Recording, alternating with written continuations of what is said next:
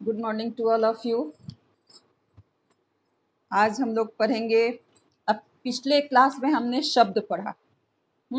शब्द की परिभाषा, भेद और सारे भेद की भी परिभाषा हमने पढ़ी, भेद को भी समझा। अब इस क्लास में हमारा पोर्शन था वाक्य पढ़ना। लेकिन वाक्य के पहले बेटा एक चीज हम आप लोगों को बता दें कि इस संडे हमारा टेस्ट होने वाला है हिंदी का। और हिंदी टेस्ट का पोर्शन मैं तो स्नैप पे भी डाल दूंगी और ग्रुप में भी, और आपको बता भी दे रही हूँ वर्बली कि इस संडे को हमारा जो टेस्ट होगा उसका पोर्शन है ज्ञान सागर का अध्याय 7 और 8। हाँ, तो 7 में क्या है आपके? अन्याय के खिलाफ लड़ाई। हाँ हाँ, अन्याय के खिलाफ लड़ाई। और 8 में है दोहे। ठीक है। हाँ हाँ, बोलिए। नहीं बेटा 6 नहीं है। पिछले एग्जाम में 6 आया था ना। दोपहरी नहीं, 4 और 6 दो था। याद कीजिए आप, 4 और 6 दो था उसमें। और इस बार 7 और 8 है आपका ज्ञान सागर से। अगले एग्जाम में हम अभ्यास सागर पे आएंगे और अगला एग्जाम हमारा अभ्यास सागर से होगा। इससे हमारे सारे चैप्टर का रिवीजन भी होता चलेगा और एग्जाम की तो तैयारी एक स्पेशल होती है ना। तो आज ऐसा करती हूँ, मैं आप लोगों को वाक्य पढ़ा देती हूँ और अगले क्लास में मैं दोनों चैप्टर का रिवीजन करवा दूंगी। आप क्या कहते हैं, क्या सही होगा? आप क्या पढ़ना चाहते हैं? हाँ हाँ हाँ, वाक्य ही आज पढ़ा देती हूँ मैं। और क्योंकि पिछले क्लास में एक दो बच्चों ने कहा था कि मैडम वाक्य के बारे में बता दीजिएगा, तो इस बार मैं वाक्य पढ़ाती हूँ और अगले क्लास में रिवीजन आप पढ़ के भी आएंगे और मैं भी आपसे पूछूंगी। ठीक है, क्वेश्चन बना करके मैं रखूंगी और आप लोगों से पूछूंगी अगले क्लास में। रिवीजन बहुत जरूरी है एग्जाम के पहले। ठीक है, तो पढ़ते हैं। ये बताइए बेटा, इसके पिछले क्लास में हमने शब्द पढ़ा। शब्द में किसी को कोई परेशानी? आप अच्छी तरह समझ गए? Okay, thank you. हाँ, जहाँ नहीं समझ में आए आप बोलिएगा बेटा कि मैडम ये नहीं समझे, इसको फिर से आप बता दीजिएगा। ठीक है, तो आज पढ़ते हैं वाक्य। सबसे पहले हमें जानना जरूरी है कि वाक्य कहते किसे हैं। आप में से कोई बता सकता है कि वाक्य? Good morning. आप में से कोई बता सकता है? हाँ हाँ बेटा, शब्दों के समूह को, हाँ, शब्दों के समूह को वाक्य नहीं कहते हैं, शब्दों के सार्थक समूह को। हाँ, जिससे कोई अर्थ निकलता है, सार्थक यानी जो अर्थ के साथ हो, वह उसका समूह वाक्य कहलाता है। निरर्थक शब्दों का कोई समूह अगर समूह मिल जाए तो हमारा वाक्य पूरा नहीं होता है। अब जैसे एक आप सेंटेंस लीजिए, मोहन आम खाता है, ये तो एक वाक्य है। अगर इसको हम लिख दें, है खाता मोहन आम, तो क्या ये हमारा वाक्य बन जाएगा? नहीं, सार्थक समूह होना चाहिए उसका। सजा हुआ समूह होना चाहिए, मीनिंगफुल होना चाहिए। तो वही है, शब्दों के सार्थक समूह को हम वाक्य कहते हैं। या दूसरे शब्दों में शब्दों का व्यवस्थित रूप, जिससे मनुष्य अपने विचारों का आदान प्रदान करता है। विचारों का आदान प्रदान करता है, उसे वाक्य कहते हैं। जिससे हम बोलते हैं और आप समझ लेते हैं, वाक्य हुआ। और हम बोले और आप समझ ना पाए तो वो वाक्य नहीं हुआ। तो वही दूसरे शब्द के को दो तरह से हम समझ लें कि शब्दों का सार्थक समूह वाक्य कहलाता है और शब्दों का वह व्यवस्थित रूप जिससे हम अपने विचारों का आदान प्रदान करते हैं, वह वाक्य कहलाता है। ये दो परिभाषा हो गई। अब आइए, वाक्य के दो अंग माने जाते हैं। दो अंग माने जाते हैं वाक्य के। कौन कौन से? हाँ, उद्देश्य। Good morning. हाँ, उद्देश्य किसे कहते हैं? हाँ, जिसके बारे में बात की जाए वह उद्देश्य कहलाता है। और विधेय, जो बात की जाए। बहुत बहुत सही।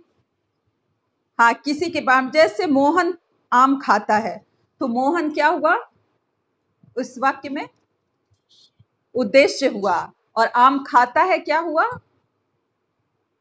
विधेय, बहुत अच्छी बात है, बहुत अच्छे। तो आप तो खुद समझदार हैं, आप बहुत अच्छे से बता रहे हैं।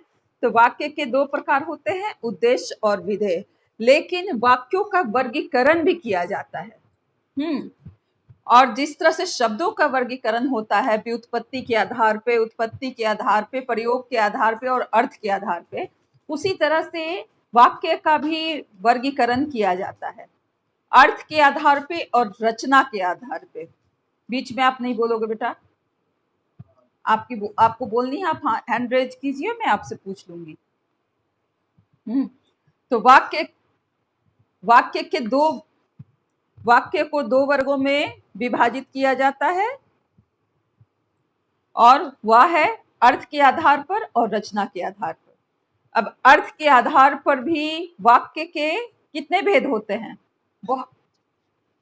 बेटा ये चैप्टर आप नहीं, ये चैप्टर नहीं है बेटा, मैं अलग से एक बच्चे को परेशानी थी इसलिए मैं पढ़ा रही हूँ। अभी तो मुझे लगता है कि ये चैप्टर आपका लास्ट में आएगा, वाक्य। लास्ट चैप्टर आपका होना चाहिए। लेकिन वाक्य की परिभाषा और भेद पूरे डिटेल्स को हम बाद में समझेंगे। अभी मोटा मोटी तौर पे वाक्य को, टेस्ट का पोर्शन हमने बता दिया ना, ज्ञान सागर अध्याय 7 और 8, आश्रम के अतिथि और सॉरी ये अन्याय के खिलाफ लड़ाई और दोहे। तो अर्थ के आधार पर वाक्य के नहीं, अर्थ के आधार पर वाक्य के 8 भेद होते हैं, और रचना के आधार पर कितने भेद होते हैं? 3। कौन कौन? सरल, संयुक्त और मिश्रित वाक्य। बहुत अच्छा। तो यहाँ तक तो हम जान गए बेटा। अब इसके भेद को हम अभी पढ़े या बाद में पढ़ेंगे, ये बताइए। अभी पढ़ा दें? क्योंकि बहुत बच्चों का इंटरेस्ट मैं देख रही हूँ नहीं हो रहा है, जबकि ये बहुत इंपॉर्टेंट चैप्टर है बेटा, आपको जानना बहुत जरूरी है। आप पहले से पढ़े रहोगे, जब पढ़ाई होगी आप और अच्छे से समझ लोगे। इसलिए इसको समझिए। वाक्य के को कितने वर्गों में विभाजित किया जाता है बताइए? अभी हमने बताया आपको, 2। Very good, very good. अर्थ के आधार पर और रचना के आधार पर।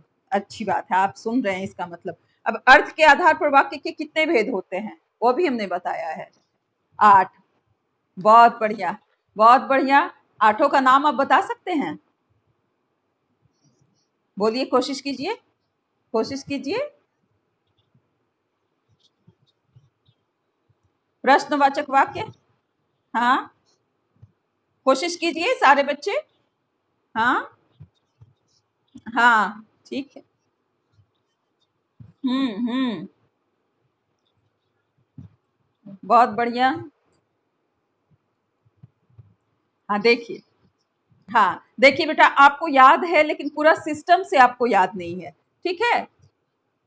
नहीं, अब मैं आप लोगों को, हाँ अब मैं आपको सिस्टमेटिक, अगर आपके पास कॉपी पेन है तो बेटा आप नोट भी कर सकते हो, जब भी क्लास करने बैठो कॉपी पेन लेकर के, मेरे ख्याल से बैठते भी होगे। तो अर्थ के आधार पर वाक्य के 8 भेद होते हैं। पहला हुआ विधानवाचक, दूसरा हुआ निषेधवाचक, तीसरा हुआ प्रश्नवाचक, चौथा हुआ विस्मयादिवाचक, पांचवा आज्ञावाचक, छठा संकेतवाचक और सातवां संदेहवाचक। शब्द की परिभाषा, इच्छावाचक हमने बताया ना, इच्छावाचक, संकेतवाचक, संदेहवाचक होता है। एक बार फिर से सुनो, विधानवाचक, निषेधवाचक, प्रश्नवाचक, विस्मयादिवाचक, आज्ञावाचक, इच्छावाचक, संकेतवाचक और संदेहवाचक। ये 8 भेद हुए। आप, गुड मॉर्निंग, आप समझ गए? अब सब की परिभाषा एक एक लाइन की, एक बार फिर से बता दें? अच्छी बात है, सुनो। आप पेपर में नोट करो ना बेटा, पेपर में। बेटा ऐसा कुछ भी नहीं है, एक से ऊपर नीचे भी वो हो सकता है, ऐसा नहीं है। विस्मयादिवाचक के बाद हमने आज्ञावाचक आपको बताया, समझ गए? विस्मयादिवाचक के बाद आज्ञावाचक होता है। एक बार फिर से सुन लीजिए, अर्थ के आधार पर वाक्य के 8 भेद होते हैं: विधानवाचक, निषेधवाचक, प्रश्नवाचक, विस्मयादिवाचक, आज्ञावाचक, इच्छावाचक, संकेतवाचक और संदेहवाचक। ये 8 भेद सुना आपने? चलिए नेक्स्ट, अब हमें क्या पढ़ना है? पहला विधानवाचक। विधानवाचक किसे कहते हैं? एक एक लाइन की परिभाषा है बेटा, आप थोड़ा ध्यान देंगे तो आपको बिना लिखे भी याद हो जाएगा। वह वाक्य जिससे किसी प्रकार की जानकारी प्राप्त होती है वह एक विधानवाचक होता है, वह विधानवाचक वाक्य कहलाता है, जिससे हम किसी प्रकार की जानकारी को प्राप्त करते हैं। ठीक है, जैसे राम के पिता का नाम दशरथ, हाँ दशरथ अयोध्या के राजा थे। भारत एक देश है, मतलब सिंपल वाक्य इसमें आया जिससे हमें कुछ जानकारी मिली। भारत एक देश है, भारत एक को देश की संज्ञा दी गई है, देश है, यह जानकारी मिल रही है। राम के पिता का नाम दशरथ था, ये भी एक जानकारी मिल रही है। और दशरथ अयोध्या के राजा हैं, ये भी एक जानकारी मिल रही है। तो यह हो गया विधानवाचक। निषेधवाचक, निषेध का अर्थ क्या होता है? आप बहुत जगह देखते होइएगा, प्रवेश निषेध होता है ना, हाँ मना करना। तो प्रवेश निषेध या तो निषेध का मतलब आप समझ रहे हैं कि मना करना। तो जिन वाक्यों से कार्य न होने का भाव प्रकट होता है वह निषेधवाचक वाक्य कहलाता है, जिससे कार्य नहीं करने का भाव प्रकट होता है। जैसे मैं दूध नहीं पीऊंगा, मना कर रहे हैं, मैं खाना, हाँ मैं घर नहीं जाऊंगा, मैं खाना नहीं खाऊंगा, मैं पढ़ाई नहीं करूंगा। ये क्या हुआ? ये निषेधवाचक वाक्य आपका हुआ। हाँ नकारात्मक होता है, इसमें मना किया जाता है। हाँ, या फिर मैंने दूध नहीं पिया, ये भी निगेटिव हुआ। मैंने खाना नहीं खाया, ये भी निगेटिव। हाँ बोलिए, समझ में आ रहा है? हाँ बोलिए। हाँ गीत नहीं गाएगी, ये भी निषेधवाचक, यानी कि निगेटिव सेंस में जो भी वाक्य हुआ नकारात्मक, वह हो गया निषेधवाचक। प्रवेश निषेध क्या मतलब होता है? यानी प्रवेश वर्जित है, मना है, इसलिए प्रवेश निषेध। तो निषेध का अर्थ होता है मना करना, नकारात्मक सेंस में निषेध का हम प्रयोग करते हैं। दूसरा बेटा है आपका, देखिए दूसरा क्या था? विधान हाँ हाँ, ये प्रश्नवाचक वाक्य। जिस वाक्य में प्रश्न पूछा जाए, तो आपने सर्वनाम में भी पढ़ा होगा ना, सर्वनाम प्रश्नवाचक। हाँ क्या आ रहा है ना? हाँ, जिसमें प्रश्न पूछने का बोध होता है, जिससे जिस वाक्य में के द्वारा किसी से प्रश्न किया जाता है या प्रश्न पूछा जाता है, वह प्रश्नवाचक हुआ। बहुत सिंपल सबकी परिभाषा है, आप सारे आप सुनेंगे तो ऐसा लगेगा कि आप सब जानते हैं। जैसे तुम कौन हो, दशरथ कहाँ के राजा हैं, राजा थे, राम के पिता कौन थे, ये सब प्रश्न किया जा रहा है। तुम्हारा क्या नाम है, तुम कहाँ रहते हो, ये हो गया आपका प्रश्नवाचक वाक्य। चौथा नंबर क्या है? आज्ञावाचक। क्या बताया हमने? चौथा नंबर विस्मयादिवाचक। विस्मयादिवाचक वाक्य किसे कहते हैं? ये भी आप जानते हैं, आप बताइए। जिसमें हाँ गहरी अनुभूति का, यानी कि सुख दुख ये सब दोनों का, घृणा, ये सब भाव जो आता है वह विस्मयादि बोधक में आता है। गहरी अनुभूति किस चीज की होती है? सुख की, दुख की, घृणा की, सबकी होती है ना। तो वह विस्मयादि बोधक, हाँ भाव, जिसमें भाव होता है, जिसे महसूस किया जाता है। जैसे आहा मजा आ गया, ओह मुझे बहुत तेज चोट लग गई, वाह खीर बहुत स्वादिष्ट है, खीर बहुत स्वादिष्ट है, वाह वाह तुम तो जीत गए, छी तुम कितने गंदे हो। ये सब क्या है? भाव आ रहा है ना। छी से घृणा का भाव आ रहा है, वाह वाह से आपको खुशी का बोध हो रहा है, और ओह से आपके दुख का बोध हो रहा है। तो यह हो गया विस्मयादि बोधक। नेक्स्ट क्या है बेटा, पॉइंट वाइज ही मैं बता। आज्ञावाचक, हाँ आज्ञावाचक जिसमें किसी को हम आज्ञा देते हैं, जिस वाक्य द्वारा किसी प्रकार की का आदेश या आज्ञा दिया जाता है या प्रार्थना भी किया जाता है। यह होता है ये आज्ञावाचक। जैसे जैसे हाँ तुम बाहर जाओ, तुम आज घर पे रहोगे। टीचर हमेशा क्लास में क्या कहते हैं, बच्चों शांत बैठ जाओ, ये क्या है, आज्ञावाचक है। चुप हो जाओ, शोर मत मचाओ, ये क्या है, आज्ञावाचक है। तो ये सब आज्ञावाचक जिसमें हम आदेश देते हैं, और वह आदेश हम विनय पूर्वक भी दे सकते हैं और कड़ी आवाज में भी दे सकते हैं। दोनों तरह से आदेश दिया जाता है। विनम्रता से भी कहते हैं कृपया बच्चों शांत हो जाओ, ये भी हुआ, और बच्चों शांत हो जाओ, ये भी हुआ। दोनों तरह से ये आता है। ठीक है, नेक्स्ट हुआ आपका इच्छावाचक वाक्य। इच्छावाचक वाक्य में क्या आएगा, हाँ जिस वाक्य में किसी इच्छा या आकांक्षा का बोध होता है उसे इच्छावाचक वाक्य कहते हैं। जिसमें हम इच्छा प्रकट करते हैं या कोई आकांक्षा, यानी कि क्या बोलते हैं, अपनी अभिलाषा को व्यक्त करते हैं। जैसे 9 वर्ष मंगलमय हो, तुम्हारा दिन तुम्हारा दिन बढ़िया हो, तुम्हारी परीक्षा अच्छी हो, तुम सफलता प्राप्त करो, भगवान तुम्हें हाँ तुम्हारी यात्रा मंगलमय हो। ये सब क्या है, ये इच्छा बोधक है, जिसमें हम अपनी इच्छा को जाहिर करते हैं और ये भी देते हैं, शुभकामना भी प्रकट करते हैं। एक तरह से हम ये भी कह सकते हैं हम लोग जल्दी से, वेरी गुड, जल्दी से स्कूल खुल जाए, ये कोरोना महामारी दूर भाग जाए। हाँ तो ये सब क्या है, ये सब इच्छावाचक ही है। आप बिल्कुल सही कह रहे हैं, इच्छावाचक वाक्य यही, अभी सबसे बड़ी इच्छा यही है कि कोरोना महामारी दूर भाग जाए और हम पहले की तरह फिर से स्कूल जाने लगे और एक दूसरे को आमने सामने से पढ़ने और पढ़ाने लगे। ठीक है, नेक्स्ट हुआ संकेतवाचक। संकेतवाचक किसे कहते हैं, जिस वाक्य में संकेत का बोध हो। बेटा एक परिभाषा इस आपके इस भेद में ही संकेत, देखो बेटा आपके जितने पॉइंट है ना, सब में परिभाषा छुपा हुआ है। संकेतवाचक इच्छाबोधक जिसमें आप इच्छा प्रकट करते हो, आज्ञावाचक जिसमें आप आज्ञा देते हो, प्रश्न आज्ञा का बोध हो, प्रश्नवाचक जिसमें प्रश्न पूछने का बोध हो।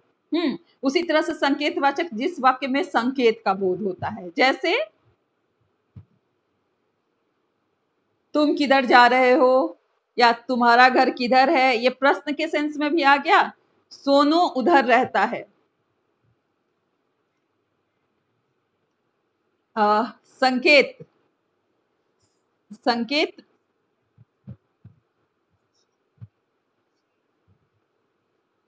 हाँ सांकेतिक होता है ना कोई कोई वाक्य।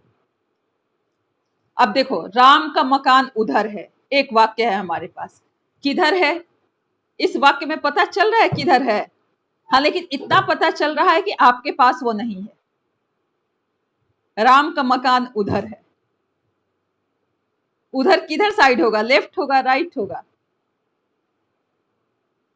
लेकिन राम का मकान यही है तो वो आपके बगल में हो जाएगा, आपके पास में है वो, उधर है यानी आपके घर से वो दूर पे है, ये संकेत मिल रहा है। तो ये हो गया संकेतवाचक। और संदेहवाचक जिसमें संदेह प्रकट किया जाए, जैसे ये बोली ना कि लगता है आज बारिश होगी, इस संदेहवाचक का उदाहरण होगा। लगता है आज बारिश होगी, हाँ लगता है दरवाजे पर कोई, हाँ बाहर कोई खड़ा है, ये सब क्या है, इसमें संदेह होता है। हाँ हाँ ये संदेहवाचक हुआ, जिसमें संदेह का बोध होता है वह हो गया संदेहवाचक वाक्य। तो ये हो गया आपका वाक्य के 8 अंग। किस के आधार पे हुए ये, अर्थ के आधार पे। अब हम पढ़ेंगे आगे रचना के आधार पर वाक्य के भेद।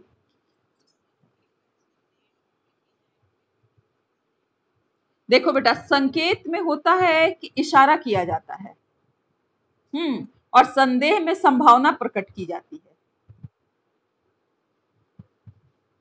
समझ रहे हो?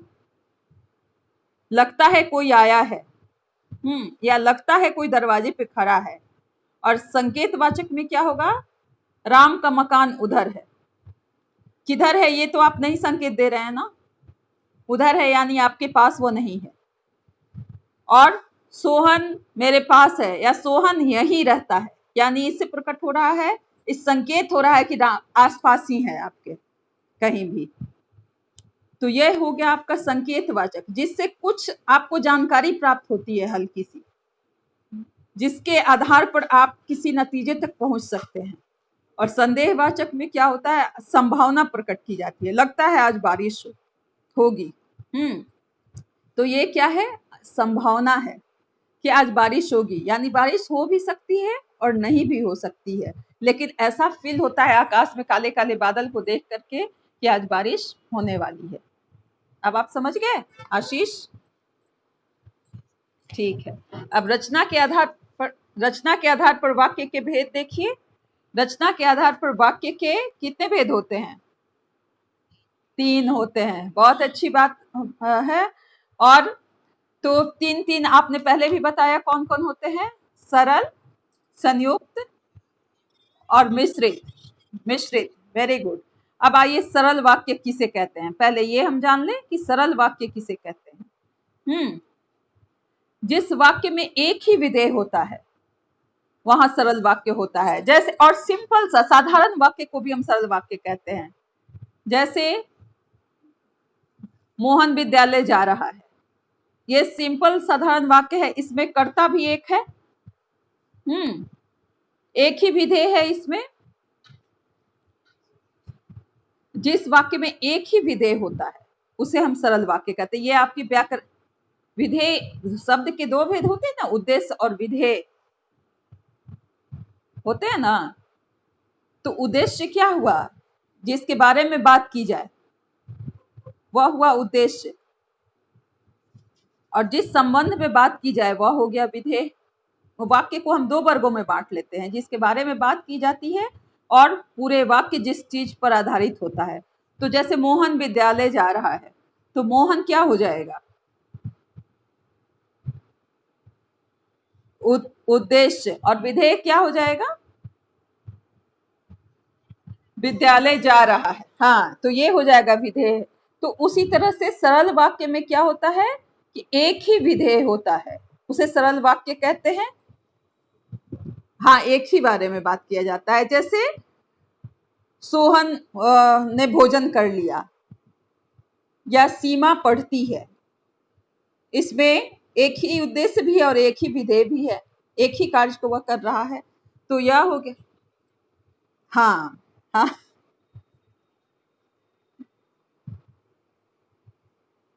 पत्र उसके द्वारा लिखा जाएगा। बेटा, ये उद्देश्य और विधेय में नहीं आया, फिर तो ये क्रिया में आ गया। प्रेरणार्थक क्रिया का भेद हो जाएगा। क्रिया का भेद होता है प्रेरणार्थक क्रिया। क्रिया के 2 भेद होते हैं ना, सकर्मक अकर्मक। तो ये सकर्मक क्रिया का एक भेद हो जाएगा प्रेरणार्थक क्रिया, और उसी के बारे में ये हो जाएगा। हाँ, खुद न कर, जिसमें कर्ता स्वयं कार्य न कर दूसरे से करवाता है, वह होता है प्रेरणार्थक क्रिया। और ये आप जो पूछ रहे हैं ना, ये उदाहरण प्रेरणार्थक क्रिया का हो जाएगा। समझ गए? अच्छा, संयुक्त वाक्य क्या होता है? 2 या 2 से अधिक वाक्यों को जब जोड़ा जाता है समुच्चय बोधक अव्यय के द्वारा, तो वह होता है संयुक्त वाक्य। जब 2 या 2 से अधिक वाक्यों को हम किसी समुच्चय बोधक शब्दों के द्वारा जोड़ते हैं, तो वह क्या कहलाता है? संयुक्त वाक्य कहलाता है। संयुक्त नाम से ही जाहिर है कि एकल हो गया सिंगल, सरल में आपका सिंगल हुआ और संयुक्त में एक से ज्यादा हुआ। और मिश्रित, विधानवाचक वाक्य। विधानवाचक तो आपका उसका भेद हो गया, अर्थ के आधार पर जो आपने पढ़ा। हाँ, दोनों में कोई डिफरेंस भी नहीं है। जैसे शब्द और पद में कितना अंतर है?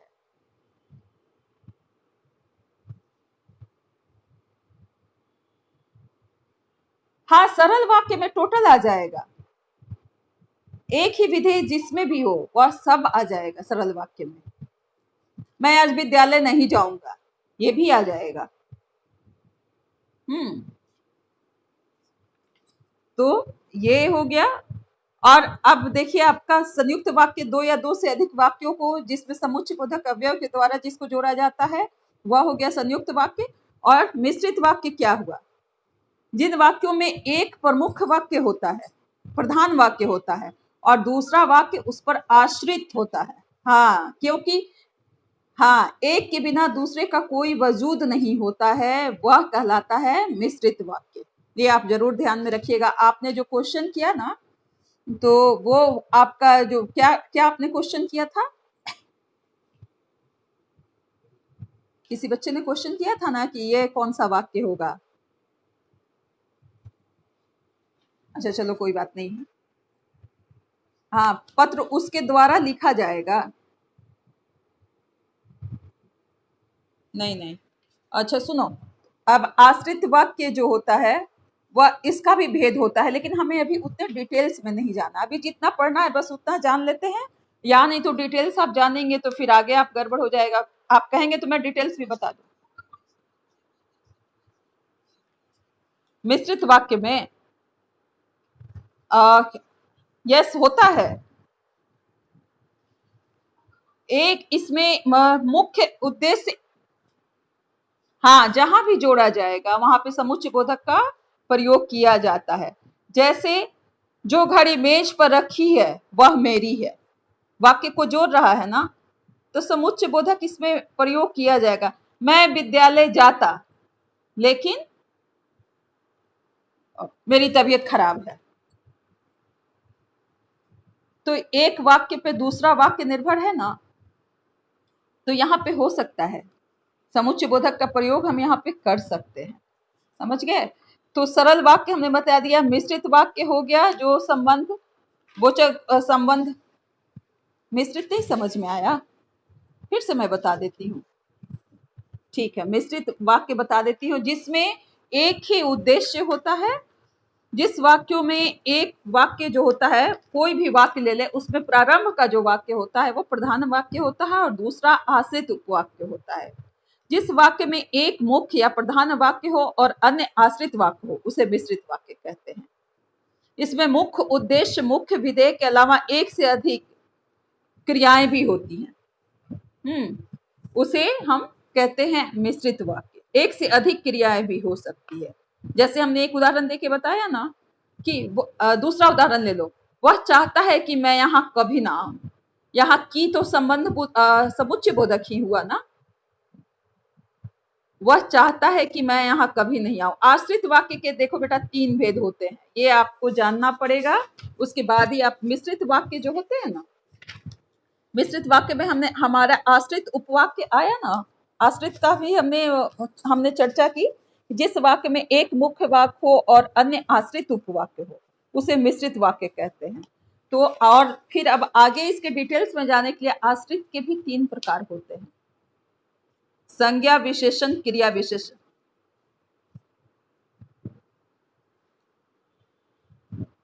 कौन सा उदाहरण हमने दिया था? हमने तो दो तीन उदाहरण दिया।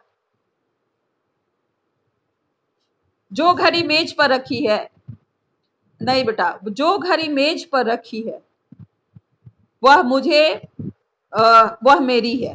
ठीक है, तो जो घड़ी मेज पर रखी है ये हो गया आपका प्रधान वाक्य। जो घड़ी मेज पर रखी है, इससे आप क्या कुछ अनुमान लगा सकते हैं? आप हो सकता है कि जो घड़ी मेज पर रखी वह मेरे भाई की है, वह मेरी है। इससे तो तरह तरह के वाक्य बन सकते हैं ना। तो दूसरे वाक्य के बिना तब तो ये अधूरा रह गया ना, उपवाक्य के बिना तो ये अधूरा हो गया। तो यहाँ पे क्या होगा? जो घड़ी मेज पर रखी है, और हमारे कहने का मीनिंग है कि जो घड़ी मेज पर रखी है वह मेरी है। तो वह मेरी, सिर्फ हम कहें अगर कि वह मेरी है तो आपको क्लियर होगा वाक्य कि हम क्या कहना चाह रहे हैं। पहले वाक्य के बिना, प्रधान वाक्य के बिना उपवाक्य अधूरा हुआ ना। हम सिर्फ इतना कहे कि वह मेरी है, आप समझ गए कि वह क्या है, कौन सी चीज है जो आपकी है? नहीं समझे ना? और वह घड़ी जो मेज पे रखी है, सिर्फ हम इतना भी कह दे तो आप नहीं समझे, आप ये भी नहीं समझ पाएंगे कि वह घड़ी जो मेज पर रखी है वो आपकी है कि आपके भाई की है, आपके पड़ोसी की है, किसकी है, यानी दोनों अधूरा रह गया। लेकिन वह घड़ी जो मेज पर रखी है, ये पहले वाक्य पर दूसरा वाक्य आश्रित हो जाता है। वह घड़ी जो मेज पर रखी है, ये आप किसी हद तक समझ सकते हैं कि कोई सेंटेंस है इसके आगे, ये भी हो सकता है, लेकिन वह मेरी है, इससे आप कुछ नहीं समझ पाएंगे कि कौन आपकी है, क्या है। तो दूसरा उपवाक्य जो हुआ वह आधारित हुआ दूसरे पर, वह हो गया मिश्रित वाक्य। और भी बुक में बहुत सारा उदाहरण दिया है बेटा, बुक में उदाहरण को देख करके हम और भी और आपको बता देंगे। वह चाहता है कि मैं यहाँ कभी ना आऊं।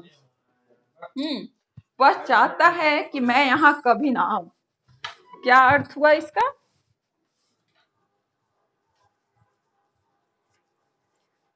वह चाहता है कि, केवल अगर हम इतना लिखते हैं तो इससे हमारा सेंटेंस पूरा नहीं होता है, लेकिन हमारा दूसरा सेंटेंस क्या है? मैं यहाँ कभी ना आऊं। यह दूसरा उपवाक्य हुआ और यह पहले वाक्य पर आधारित है कि वह चाहता है कि मैं यहाँ कभी ना आऊं। तो एक के बिना उपवाक्य जो है वह प्रधान वाक्य के बिना अधूरा होता है, इसलिए उसे आश्रित होता है वह पहले वाक्य पे, इसलिए उसे मिश्रित वाक्य कहते हैं। समझ में आ रहा है? हाँ, तो ये हुआ आपका मिश्रित वाक्य। अब आगे डिटेल्स में जाएंगे तो बेटा और अच्छे से आप समझेंगे, क्योंकि ये जो हुआ ना उपवाक्य, उपवाक्य के भेद को पढ़ेंगे तो और डिटेल में आपको समझ में आएगा। अच्छा, एक शब्द आता है वाक्य, आप पढ़ते हैं व्याकरण में वाक्यांशों के लिए एक शब्द। तो वाक्यांशों का क्या अर्थ होता है?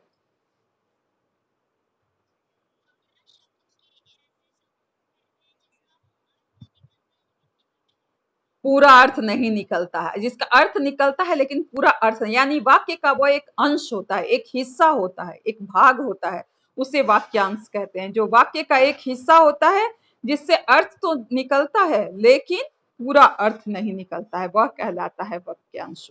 और ऐसे के लिए अगर एक शब्द का हम प्रयोग करते हैं तो वह कहलाता है वाक्यांशों के लिए एक शब्द। जैसे जहां जाना दुर्गम हो, मीनिंग तो निकल रहा है लेकिन ये कंप्लीट हुआ नहीं हुआ। तो जहां जाना मुश्किल हो उसके लिए क्या होगा? एक शब्द दुर्गम। हाँ, तो ये हो गया आपका वाक्यांशों के लिए एक शब्द। और कहीं कोई डाउट है तो आप पूछ सकते हैं क्वेश्चन, कहीं किसी क्वेश्चन में आप संकोच मत कीजिएगा बेटा, अच्छी बात है, आप समझ रहे हैं तो मेरे लिए बहुत खुशी की बात है। अगर नहीं भी आप समझ रहे हैं तो आप निसंकोच,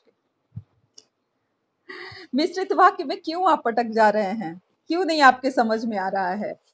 कहाँ प्रॉब्लम है पहले ये बताइए, फिर मैं उसी को दूर करने की कोशिश करूंगी। आप कहाँ पे नहीं समझ पा रहे हैं?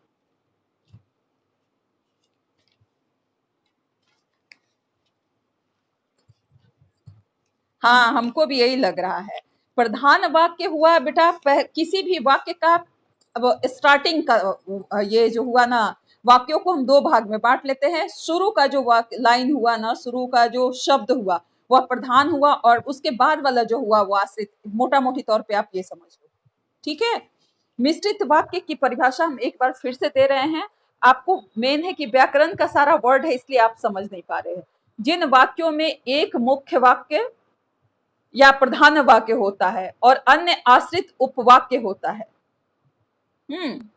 वाक्य से छोटा होता है उपवाक्य, इस चीज को ध्यान में रखिएगा, उन्हें हम मिश्रित वाक्य कहते हैं। हाँ, जिसमें मुख्य, हाँ क्या उदाहरण मिश्रित हमने बताया ना, आप समझ गए परिभाषा। जिन वाक्यों में, किसी भी वाक्य में एक मुख्य या प्रधान वाक्य होता है और अन्य जो होता है वह आश्रित उपवाक्य होता है, वह कहलाता है मिश्रित वाक्य। और मिश्रित जैसे उदाहरण हुआ कि वह चाहता है कि मैं विद्यालय जाऊं, ठीक है। अब इसमें वह चाहता है कि, यह हो गया आपका प्रधान वाक्य। और इसके बाद वाला जो वाक्य हुआ, मैं विद्यालय जाऊं, यह हो गया उपवाक्य, क्योंकि ये आपके पहले प्रधान वाक्य पर यह आश्रित करता है। मैं विद्यालय जाऊं, यह कोई मीनिंग नहीं निकल रहा है इससे। आप पूछ रहे हैं, आप बता रहे हैं, ये नहीं क्लियर हो रहा है, लेकिन वह चाहता है कि मैं विद्यालय जाऊं। आपका वाक्य कंप्लीट हो रहा है ना? यहाँ पे आप अर्थ निकाल ले रहे हैं ना इस वाक्य का?